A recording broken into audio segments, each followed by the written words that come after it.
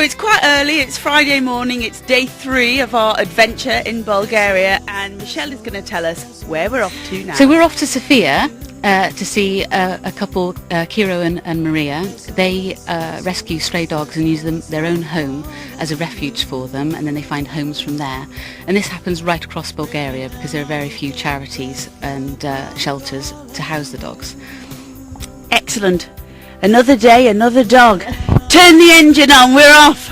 We've travelled for a couple of hours and now we're here. Kiro and Maria's house is just down the road there. They've got about 30 dogs on the premises. Let's go and meet them.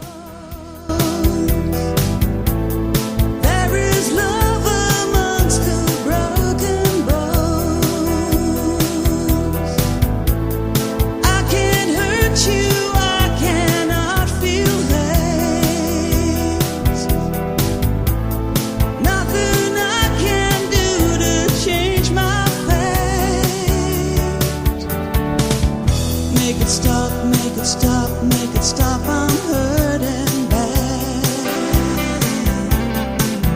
Make it stop, make it stop, make it stop, I'm hurting bad. Calling out, calling out, calling out, I need your hand. Coming through, coming through, coming through, I'll wait for you.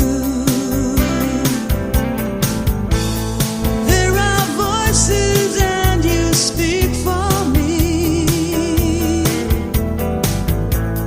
I can hear you coming through for me. We're on the edge, we're holding on.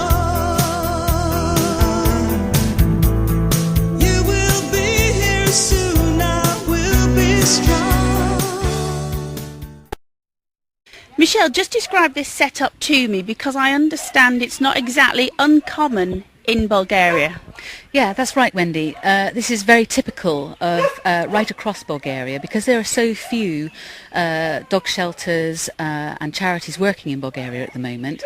And there are a lot of good people here, all trying to do their little bit for the strays. So what's inadvertently happened is that people have started to take dogs into their home and created mini refuges. And that's exactly what we've got here. It's not a shelter and it's not really a fostering situation because they've got quite a few dogs, and they have like barns where they keep they use for quarantining for puppies that haven't yet been vaccinated, for example. But the dogs learn to live together here. They learn to accept human company. They're very often very frightened when they're first taken off the street, and this is a very relaxed, calm environment for them to get used to interacting with other dogs. Are these kind of places encouraged, frowned upon, what? I would say to a large extent tolerated and ignored. The only time that anything would come to a head is if neighbours started to complain about barking. That's the biggest problem. This one's a little bit different because it does have neighbours, but usually they try to keep them away from populated areas. And you, as Canine Rescue, your charity, what's your involvement with this place? We currently supply the food for these dogs, and I've been discussing with Maria that we'll try to do some fundraising for some fences and to repair the roof to the barn because it's currently leaks when it rains.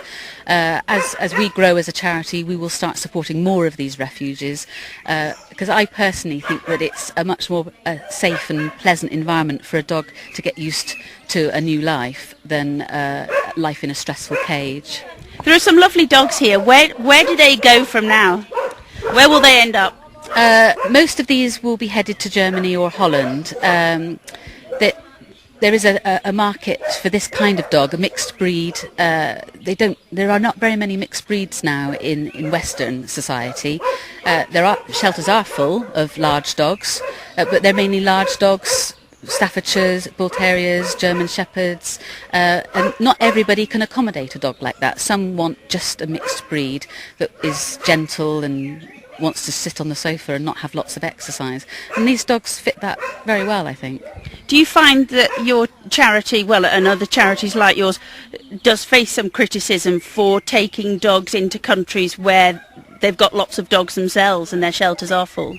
Yes, definitely. The perception is that shelters in Germany, Holland and the UK, which is really where our networks are already full. Why are you bringing dogs from abroad?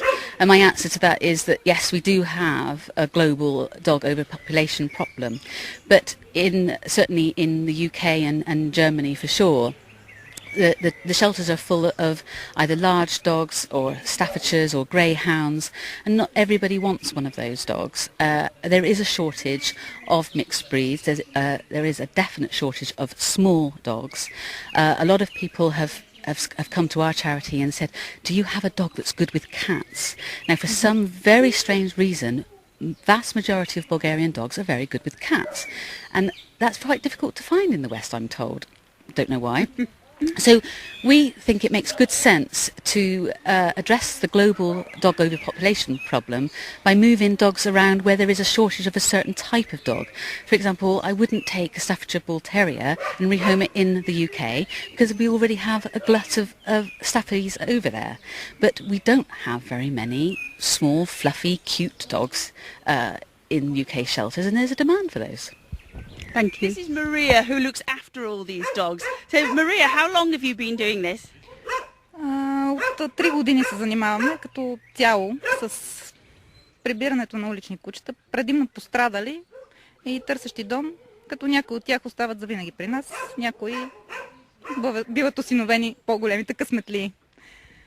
We have been doing this for 3 years now, and we also rescue a lot of injured animals, and we treat them, and hopefully they find homes later on. But we have a lot of animals that we have kept for ever. They stay with us, with Maria. It's an expensive business though, isn't it? How do you fund it all? Това всичко е скъпо, нали, откъде намирате ресурсите да се справят? Справяме се единствено със собствени средства. Нямаме нито фундация, нито някаква организация, която да ни подкрепя до сега. И общо взето с лични средства, и затова положението е такова, плачевно. We find it all with our own money. We have no organization or any kind of other foundation or an NGO that supports us. So basically we are paying with our own salaries to keep it running.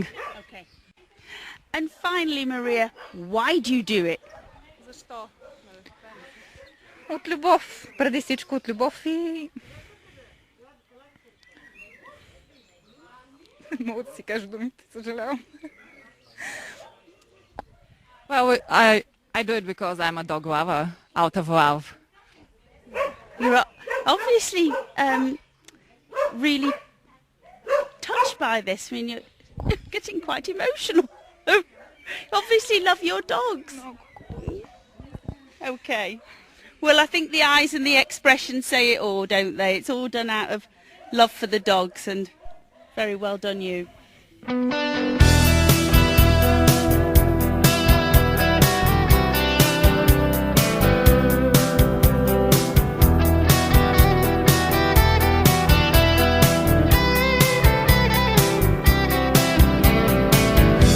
SOS, SOS, SOS, I'm calling you.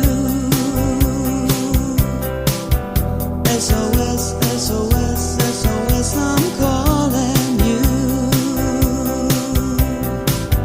Break me down, I will get back up, I'm calling you. Pull me down, I will pull right back, I'm pulling through.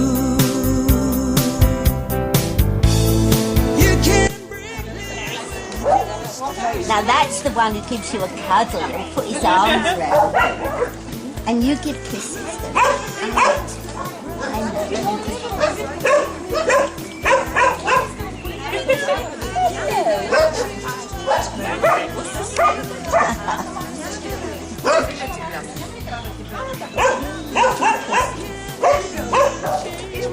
See, this is much better, isn't it? Much better. I'm in my element now. But it's better for the dogs. Because you're all getting a little comfort. Make it stop, make it stop, make it stop, I'm hurting bad.